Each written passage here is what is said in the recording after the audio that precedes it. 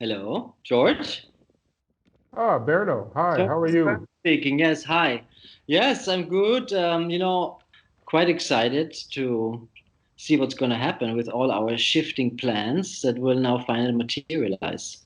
Yeah, this is amazing. I'm very happy to be a part of it. Yeah. Um, I was just reading your new paper in Auto National, which is really great. And I was thinking, like, when we met for the first time a few years ago with defragmentation and everything that happened in Darmstadt and so on. Like, I think in the paper there's a really nice kind of synthesis of some practical ideas, and I feel, yeah, I don't know. I'd like to speak a little bit about this concrete, landscape in front of us and.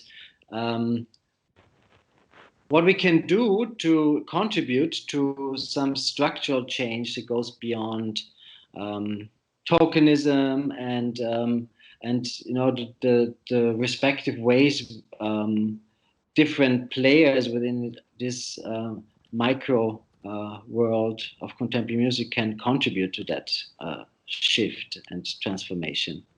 Yeah, I mean, it's funny that I talked a little bit about structure, and restructuring, but the main thing I see is restructuring the mind, or to quote from somebody who I just saw the other day at a meeting, Ngugi wa Thiong'o, who wrote the famous essay book on decolonizing the mind. And I think that's where it started. And there are a lot of minds to be decolonized right now in the Indeed. field.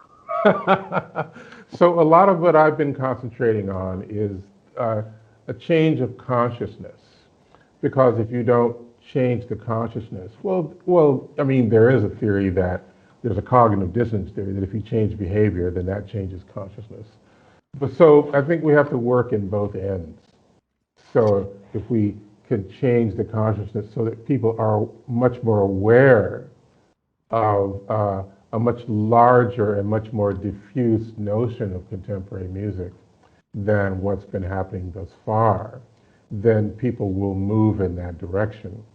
I mean, I'm very optimistic about that, even though maybe the past 50 years one shouldn't be that optimistic. But I think we are in a period where a lot of change is visible, and we can envision it.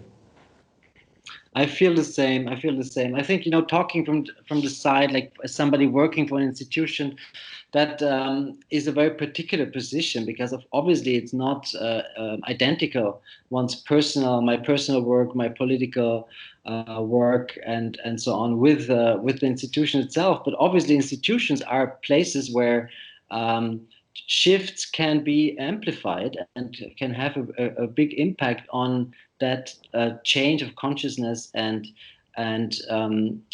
this transformation that we are talking about.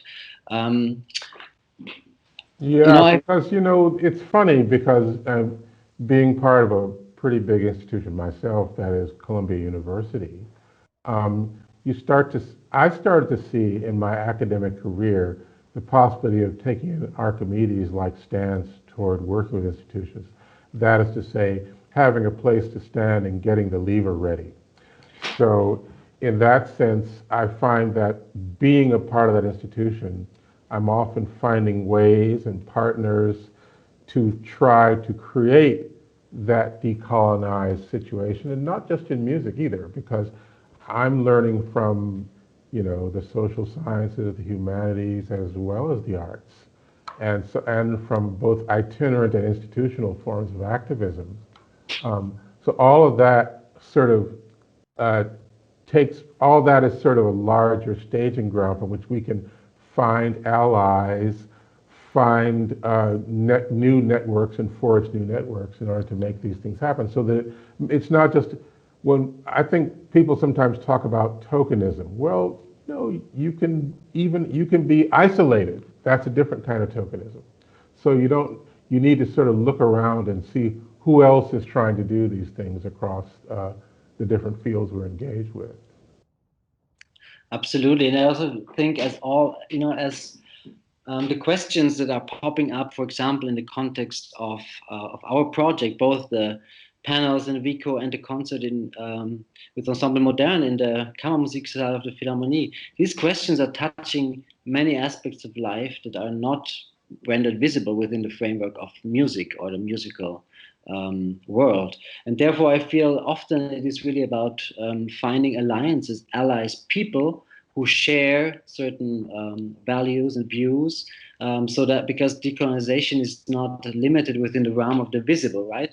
In a way, I feel like even we are working towards a place where some of these questions should not be addressed anymore. Anyway, it should not be something special to work towards a more diversified program or be it with regarding gender or race. But I guess in an intermediary phase, this is still something that has to be put more clearly and strongly out there in order to be visible as a problematic.